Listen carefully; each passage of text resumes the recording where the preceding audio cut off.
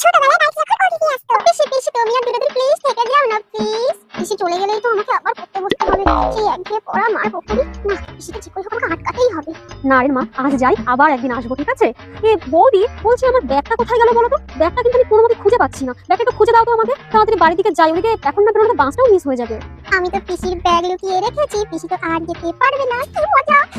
এবার কি করে যাবে পিসি? হ্যাঁ, তোমার ব্যাগটা তো এখানে ছিল। আচ্ছা দিদি, তুমি একটুখানি বসো, আমি তোমার ব্যাগটা খুঁজে দিচ্ছি, ঠিক আছে? এই নিশ্চয়ই বিচুটি লুকিয়ে রেখে দিয়েছে, তোমাকে যেতে দেবে না সেই জন্য। হিরে বিচুটি, কেমন আছিস?